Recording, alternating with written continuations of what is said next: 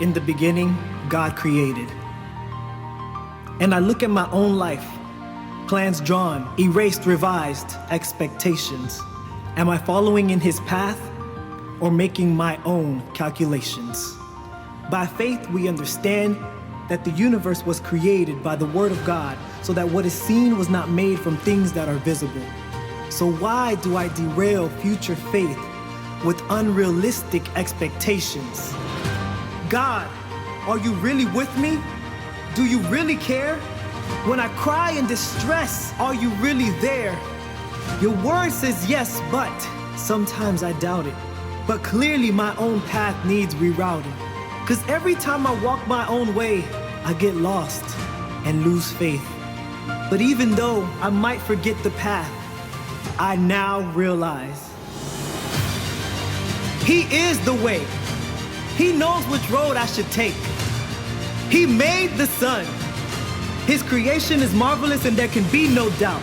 He is fresh water in the midst of the drought. He is God and he is King. He is Lord and gives life to all things. When I am asleep, he is moving. When I fall, he is choosing to pick me back up with outstretched arms. Because he is faithful. He is true. He is good. He is God. And in the doubt, I know it's by faith.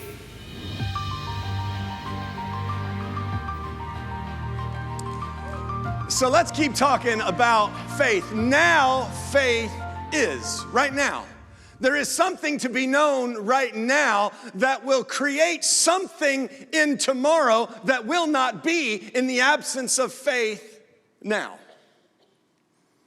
Faith has components. It's what we believe. It's what we do. There is a lifestyle that we live today because of what we believe tomorrow. I serve Jesus today, right now, in these moments, and on Mondays, and on Wednesdays, and on Fridays, and every hour in between. I serve him now because I believe that I will live with him in eternity. Because I believe that I will live with him in eternity, I serve him now. Faith is now. It is a lifestyle. Faith also is something that we have. And when we have it, what we have is used to receive what we don't have.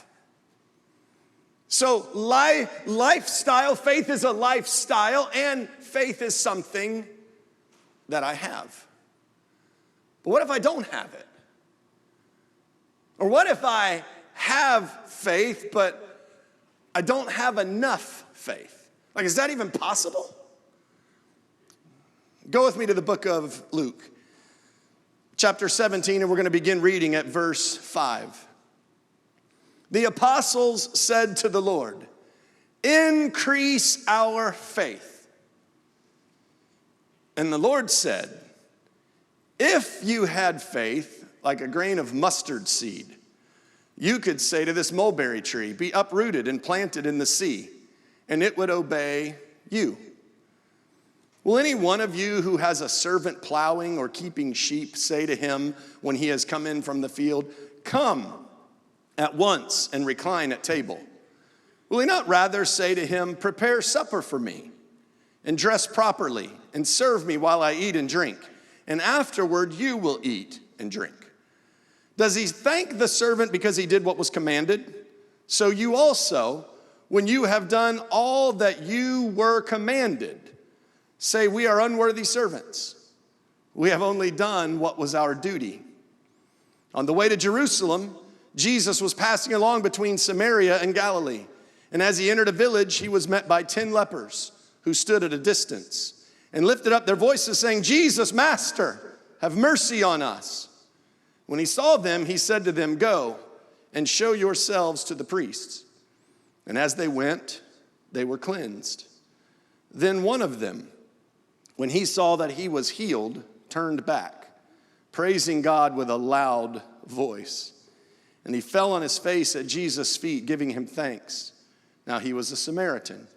Then Jesus answered, 'Were not 10 cleansed? Where are the 9? Was no one found to return and give praise to God except this foreigner? And he said to him, rise and go your way. Your faith has made you well. Now, I love this. I feel like sometimes this is a conversation between me and my children. They say, Jesus, increase our faith. And rather than saying yes or no, he goes into this really long explanation. Increase our faith. It was a reasonable question. It was a reasonable prayer for them to ask because they were always getting in trouble. They were always being called out for not having enough faith. Little faith, Jesus would call it. There was a time that they were walking and Jesus was talking to them about false doctrine. And he used sort of an allegory. He said, beware of the leaven of the Pharisees. And when he said it, they all of a sudden started asking each other, who was supposed to bring the bread? I didn't bring the bread. Well, you were supposed to bring it. Who was bringing bread? He's asking about bread. Nobody brought bread. Did you bring bread? How are we supposed to eat it? Nobody brought bread. And he's asking about bread. Then Jesus stops them and he says, oh, you of little faith. I'm talking about being aware of false doctrine. And even if you didn't bring the bread, weren't you there when 5,000 plus were fed with just a little bit of bread and some fish? This is my life sometimes. A question comes or a need arises and there's this immediate panic. And then an eventual remembrance, oh, wait. God fixed that before. He can fix it again. But in the moment when it happens, it's my first response is panic. And then Jesus has to remind me what it means to have faith. There was another time Jesus loaded them all in a boat. And he said, hey, we're going to go to the other side. That is the operative phrase. We're going to the other side. What does that insinuate? That we're going to make it to the other side. We have every intention of leaving here and getting there. They load in the boat, they get halfway there, a storm shows up, and the disciples panic. And they say to Jesus, don't you care that we're dying? Jesus thought they were going to the other side, but what the disciples thought was we're dying. He said, we're going to the other side. They said, we're dying. Do you see the difference? And what did he say to them? Oh, you have little faith. So when they said, increase our faith, that was a reasonable request. Because we also see those moments where Jesus mentions someone's great faith. There was a military leader who had 100 at least soldiers that he would command. And he had a servant who was sick. And he cared deeply about his sick servant, so he went to find Jesus to see if Jesus would heal his servant. Now, little side note, if you lead a team or you're a leader of any kind, it's a pretty good idea to walk in this thing called empathy where you actually care about the people whom you are leading. I realize there's always work to be done. I realize that there's a professionalism that needs to be maintained, but there is something required of a leader, and that is also that they serve. In other words, we love the people whom we lead. So yes, we give them tasks to do, but we also care about their humanity. We care about what they're going through. We care about what their children are going through. We ask them questions about their lives so we can pray with and for the people whom we lead, because people aren't just to do what we tell them to do. We're also to care for them. And you say, I don't have enough margin to do that. Like, you're asking me to care for a lot of people. Let me just say, whatever God commands you to do, he will give you the strength to do. So you may not feel like you can care for all those students and all the lives that are around them, but let me tell you something, teacher, you absolutely can, because God will give you the strength to care about more than just teaching them how to read. So this leader cared about his servant. And he goes to Jesus and says, they're very sick. Would you heal them? And Jesus said, sure, I'll come over to your house. He said, no need to do that. I'm not worthy of you walking under my roof. But I understand authority. Just give the word, just command healing, and I know my servant will be healed. And in that moment, Jesus said, I have not seen such great faith. So we see this concept of a little bit of faith and a whole lot of faith. So they say, hey, increase our faith, because clearly we have a little, but you've mentioned people who have a lot. And then what does Jesus do? He says, if you just had faith the size of a mustard seed, it kind of flips the concept on its side a little. Because if a little didn't get the job done and a lot did, then I need great, I need big. And he says, if you just had faith the size of a mustard seed.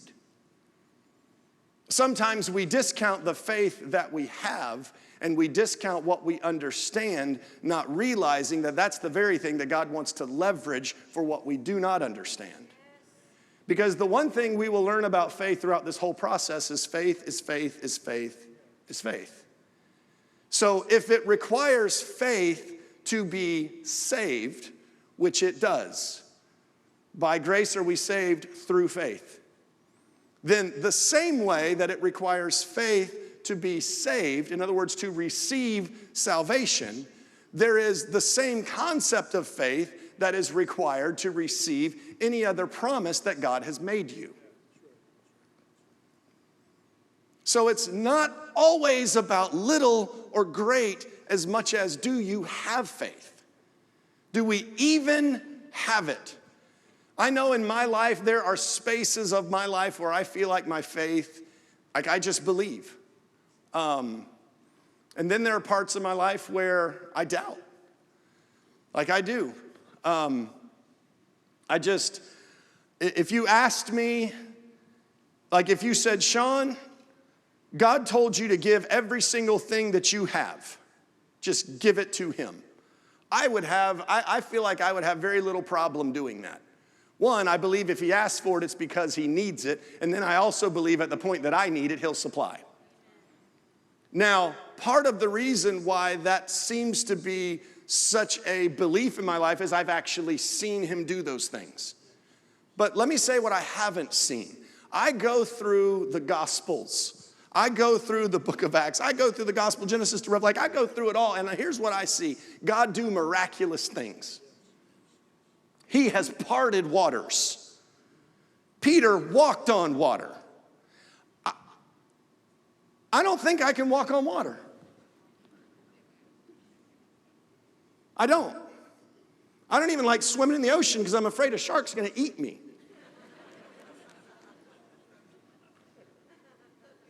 I don't believe that if a shark showed up, I could literally just walk on water back to the shore. I'm pretty sure I would just die out in the ocean, just eaten by a shark. It's terrifying.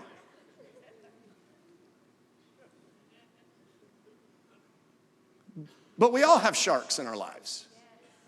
We all have those spaces where it's like, I can believe God here, but man, I can't believe him here.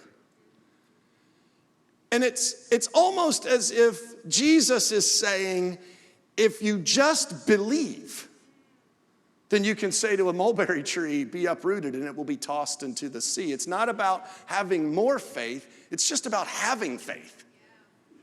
Do we even have it? Do we have faith? You know, it's interesting when you think about water for a minute and freezing. Water will freeze at 32 degrees. Before that, it's wet. After that, it's solid. This just shows you what's wrong with my mind most of the time. So whether it's 80 degrees, or whether it's 60 degrees, or whether it's 40 degrees, it's no more wet. It's colder, but it's wet. And it's like, this is not faith. And then we cross over to a point where we have faith. And even though it might be great because it's freezing and it's been frozen for a long time, but 32 degrees will do it. And I think sometimes we get discouraged because we don't think we can get to 20 degrees and we don't understand just 32 will do it. We think we need to buy another book. We think we need to hear 27 more sermons. We think that we need more when God says, I've already given it to you. You just have to believe it. If you just have it the size of a mustard seed. In Matthew chapter 25 and verse 23, Jesus gave us this principle. He said, well done, good and faithful servant. You have been faithful over a little. I will set you over much. Enter into the joy of your master. What was enough to be faithful over, to be promoted where you were given much? A little. We think our resume is not big enough. Are we faithful where we are? Sometimes we're wanting to add a bunch of things to our resume, and God's just saying, look, I just need you to be faithful where you are. If you would be faithful where you are, if you would be faithful over a little, I'll promote you. Your issue isn't what you don't have. It's being faithful with what you do have.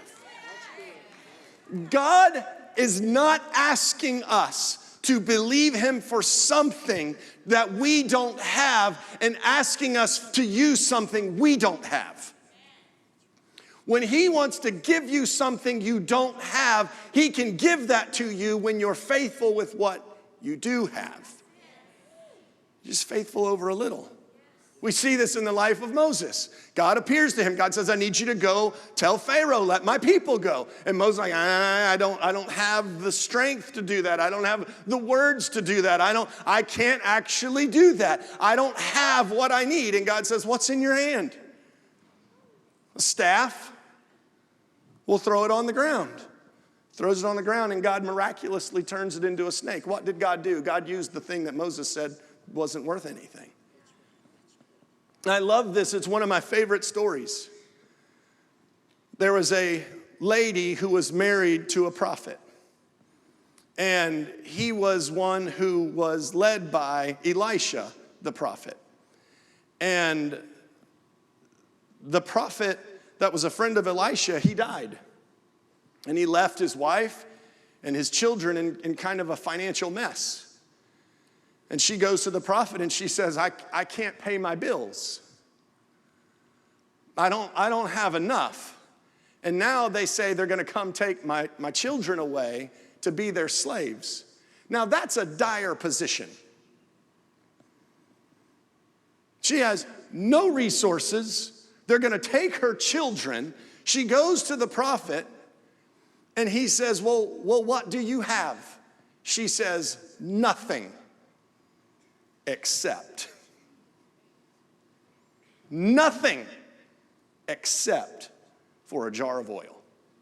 And he said, oh, well then go to all your friends and get as many pots as you can possibly get and bring all those pots back home and shut the door, and then take that jar of oil that you have and just begin pouring it into the pots.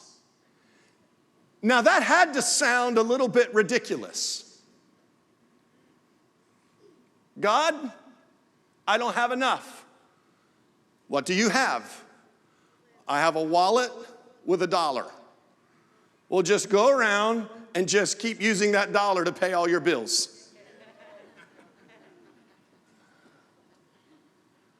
For some reason, it makes more sense in the Bible. She takes her pot, she begins pouring it in her friends' pots. And it fills up one pot, and then it fills up another pot. And she tells her boys, keep bringing the pots. She's probably scared to death the thing's gonna stop pouring. She's just filling up pots. She says, bring me more. And they said, that's it, we're done. And in the last pot, the oil ran out. And the prophet said, now take all of that and sell it. Pay all your bills, and then you live on the rest. And there was enough to do exactly that. What was her first word? What do you have? What did she say? Nothing. Oh, but she had what she needed. She had what she needed. Jesus said, look, if you just have the faith of a mustard seed, you have enough. The other day I pulled up to my kid's school, and it was, I don't know. I mean, you tell some stories and you sound like a kind of weirdo, but it is what it is. I pull up and I just felt like the Spirit of the Lord came on me. I had no words. I had no prophecy. I had no understanding. I know my kids are in there. I know they have needs. I know their friends have needs. I know school can be a miserable place for some people. All I know is the Spirit of the Lord came on me and I had nothing except I couldn't pray with my understanding, but I could pray with the Spirit. So the Spirit came on me, and all I could release is all that I had. And so I was just content in that car line to just pray in tongues. I did roll the windows up.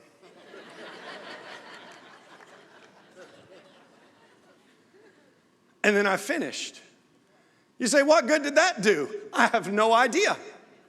What did it mean? I have no idea. Why did you do it? Because I'm pretty sure he asked me to.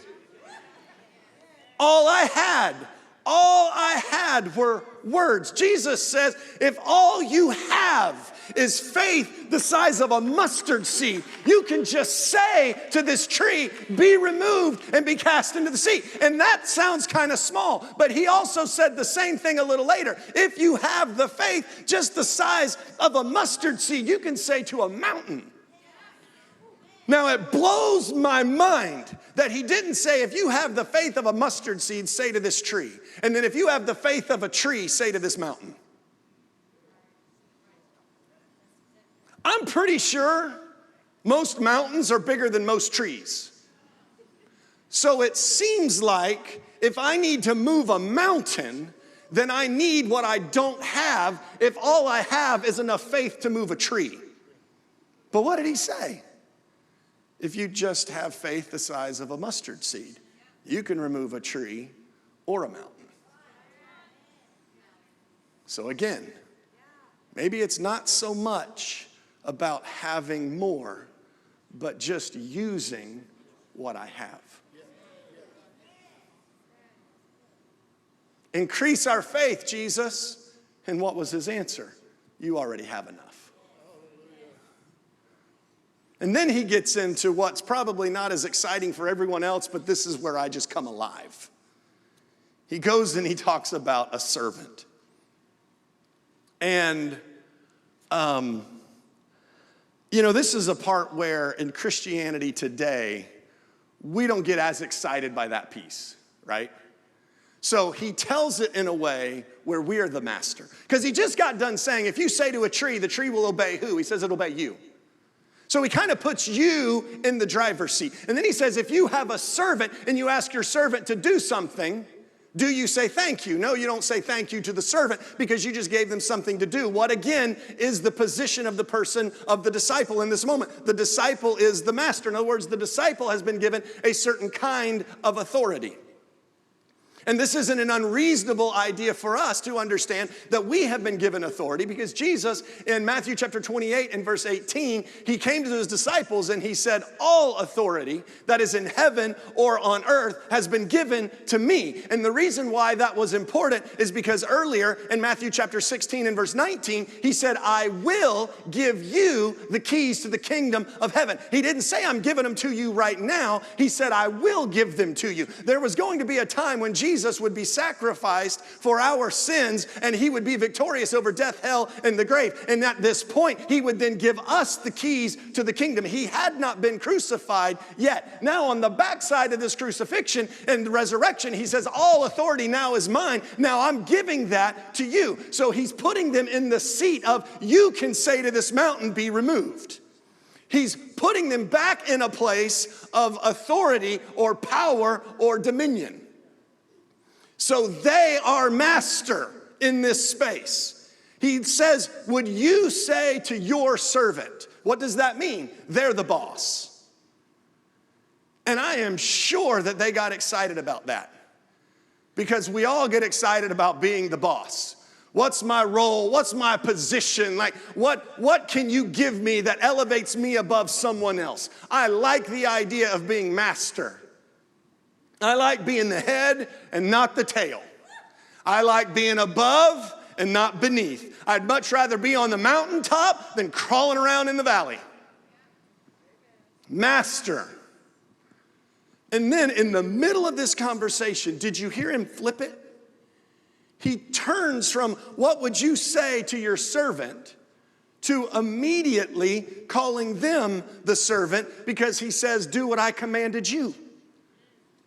Now who's the boss? God is. Who's the servant? Us. I thought we were the master. We've been given authority over what he's given us authority over, but we are not the ultimate authority. So we only have authority in the space where God says we can have it if we have given him authority over us. If we aren't serving, we aren't master. We've got to get this. If we aren't serving, we aren't master. And he ties the whole thing to this concept of faith. So let's walk this back and look at, if we could, let's just consider Abraham for a minute. Because this was said of Abraham. In Genesis chapter 18 and verse 17.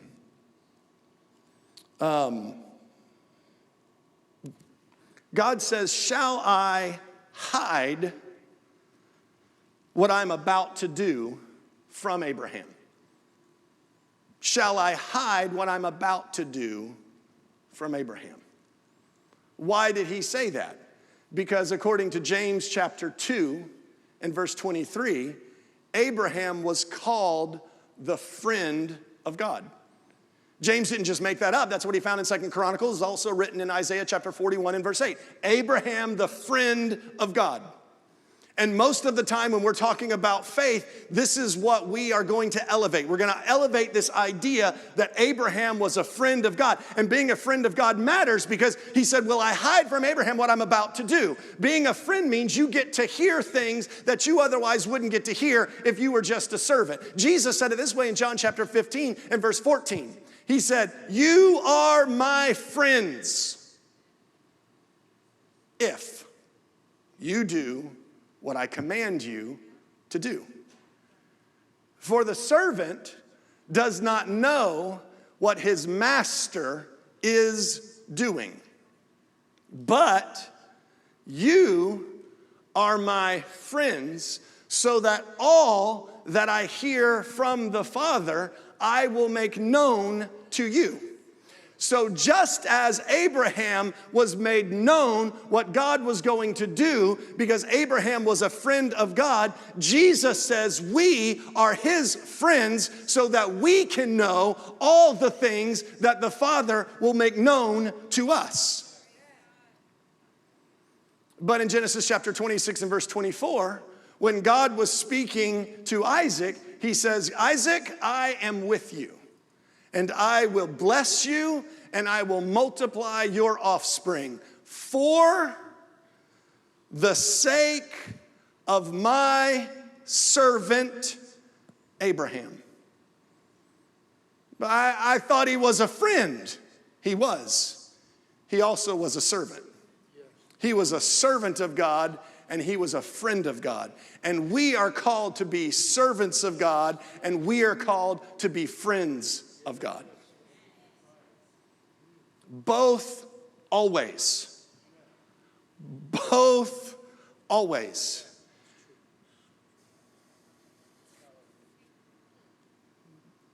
Romans chapter 4 and verse 16. It says, it all depends on faith. It all depends on faith. So that the promise can rest on grace and be guaranteed to all those who share the faith of Abraham, who is the father of us all. For as it is written, God called him a father of many nations. God who gave life to the dead and calls those things that are not in existence as though they exist. Now, who called what was not in existence as though it existed? God did. God did the calling. God called the womb of Sarah, which was presumed dead because of her age, he called it alive and said she would give birth. Abraham didn't make that up all by himself. Because Abraham was a friend of God, because he was a friend of God, he was a friend of God because he served God. Jesus said, "You're my friends if you do what I commanded you." When God told Abraham something to do, Abraham did it. Because Abraham did it, Abraham was called the friend of God. Because Abraham was called the friend of God, God could tell Abraham what he was about to do. This is where we get into Galatians 3, where it says that the blessing of Abraham might come upon the Gentiles. What was that blessing? That we might receive the promise of the Holy Spirit. The Holy Spirit is the one who tells us the things which we don't know. Jesus told them those things that they otherwise would not know. But then he said, "I'm going back to the Father, but the Father is going to send you another helper. So he's going to tell you the things that I would have told you." Now that was huge, because through the faith of Abraham, we received the blessing of the Spirit of God. I don't want to take anything away from what you might have heard someday, but I just want to make sure we're all straight. When we're talking about the blessing of Abraham, we are not talking about how much cattle he had. We are not talking about how much wealth he had. There are gobs of scriptures where God promises to bless you. There are gobs of scriptures where he says he will pour you out a blessing that there is not room enough to contain it. There is text after text after text where he says you will prosper. But when he talks about the blessing of Abraham, we're talking about true riches here, church. We're talking about being a friend of God, where God will speak to you. Far greater than silver, Proverbs says, is that wisdom. What is that wisdom? It's that whisper from the Spirit of God that allows us to be made known what God would say. What was Abraham? I'm not all excited that Abraham was rich so I could be rich. I'm pretty excited that because Abraham served God, he was a friend. And because he was a friend, God would sit down and talk to him. He would talk to him. Habakkuk 2:4 says, look at that prideful person. Their soul's puffed up. It's not upright, but the just will live by faith. Faith isn't arrogant. Faith doesn't say, I'm a child of God, therefore give it to me, God. I want you to notice who gets bossed around. The mountain gets bossed around and the tree gets bossed around. Who doesn't get bossed around? Jesus. Jesus doesn't get bossed around. This is what Abraham understood completely. This is what the gospel tries to get across to us when it's talking about faith completely. Mark 11:22 says, have faith in God. In him. I have faith in him. I don't have the faith of God. I share the faith of Abraham. The faith of Abraham has faith in God. That means that it's grace, that it all rests on grace. That's having faith in him. I don't want to make this more complicated than it is, but I want you to understand that as servants, he's always the boss. Therefore, my faith is always in him. So I don't find myself getting puffed up thinking that I am something, and since I am, I have. No, it's because of who he is that I have. He said, I am the way, the truth, and the life. He said that's what he is, but he says, I'll give you life. I can have life, but only because he's life. I'm not blessed. He blesses me. It's a simple little switch, but it just keeps our heart in a position to serve him. To serve him. I just want to serve God. That is a lifestyle of faith. James explained it in chapter 4 and verse 6 of his epistle.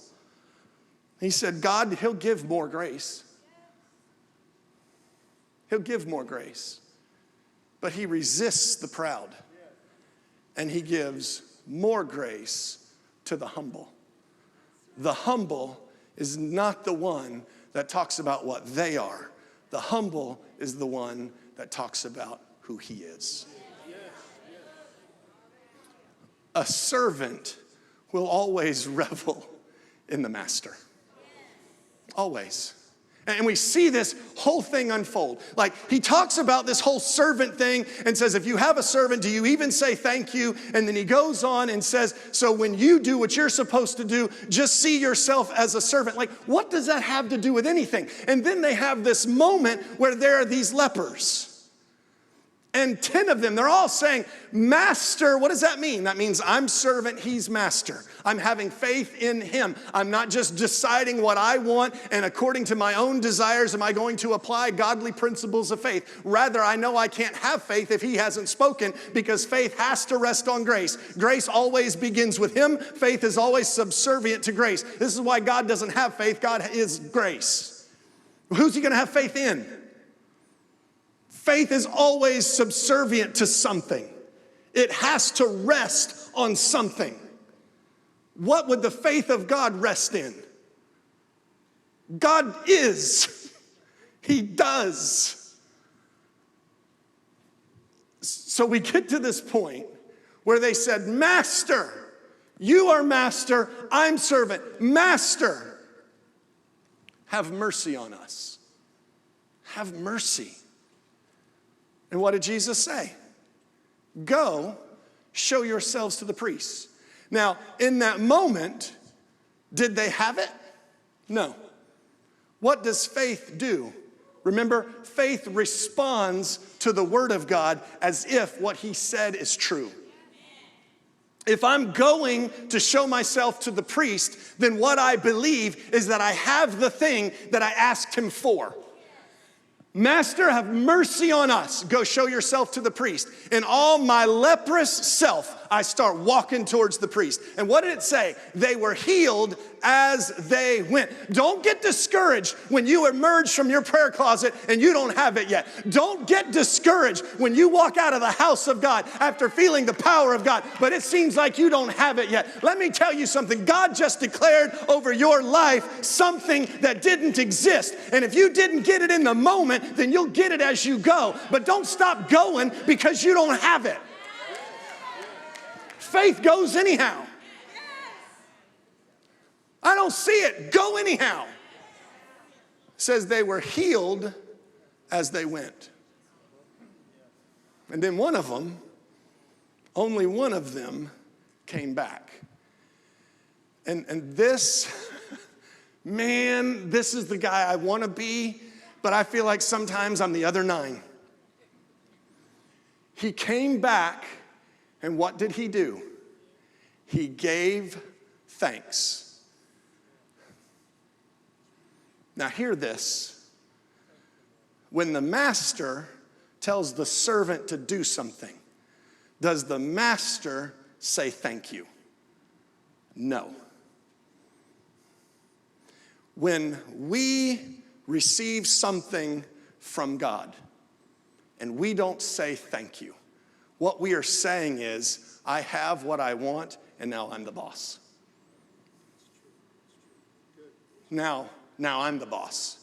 Because the only thing that leaves the relationship in the order that that relationship is supposed to remain is the presence of a thanksgiving. When I don't say thanks, I'm saying I'm the boss. When I don't serve, I'm saying I'm a son, therefore I'm the master, therefore I'm not doing that. That's work for the servants. But when I say thank you, I immediately resume. I received as a son. I received because he loves me. But I serve him because I'm his servant. I go and he says, I want you to prepare my table. So I get the table all ready. I'm not too good to get a table ready. I clean the floor from the last meal. I get all the junk out from under. I sweep it all up. I shake the chairs dry. I polish where the master's gonna sit, because that's not my seat. God's not in the room. I don't sit down at that table at the head as if I'm the boss and start commanding mountains and trees to go somewhere. I'm just serving.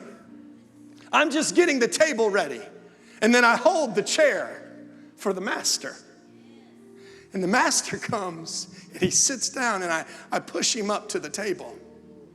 And then I stand over to the side. And he says, son, come sit down. The servant doesn't get to sit down.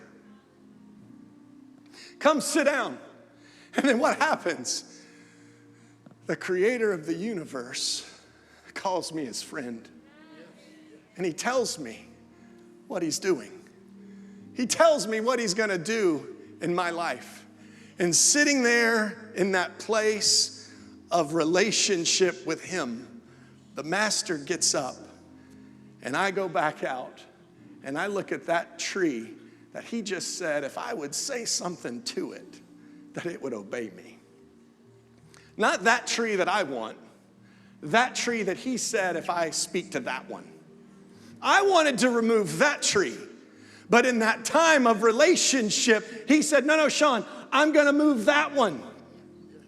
So I lift up from the table as a servant. I heard as a friend, but I get up as a servant, and I go say to that mountain that he told me would move. And to that mountain, I say, get up and go. And Mark 11:23 goes on, have faith in God. If anyone would say to this mountain, be removed and be cast into the sea, and does not doubt in his heart, but believes those things that he says, what does it go on to say? It will be done for him. What do you need done in your life this morning? That's one set over here. What has God told you he will do for you this morning? Well, I haven't heard that yet. Then prepare the table and sit down with your master and listen, because he will declare to you what he will do, and then he will call you to say so.